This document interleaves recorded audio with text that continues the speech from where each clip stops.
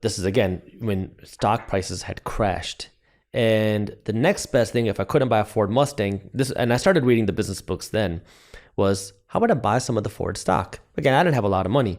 My first investment in the Ford stock was $2 because that's how much the stock was trading for. But what I'm trying to get at is, you can start with very little amount of money. I mean, nowadays with the new age of stock brokerages, if you have $10, you can start buying this type of equity. You can start building this type of equity. But the key now is the consistency and how often, like doing it all the time. Because when I say consistency, people say, oh, anytime I have $100. Well, okay, what you want to do by consistency is make it automatic.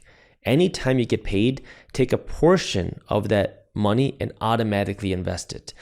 Well, if you're not willing to do that level of research where you don't want to try to find the best companies, you don't want to invest in real estate, you don't want to get into the more, let's say the more advanced type of stuff. You want to just put your money to work. Well, the simplest thing you can do is look at something called an ETF, which is an exchange traded fund, which gives you exposure not to one company, but many companies, maybe hundreds of companies. For example, there's something called the S&P 500, which is a group of the 500 biggest companies on the stock market, essentially the 500 biggest companies in America.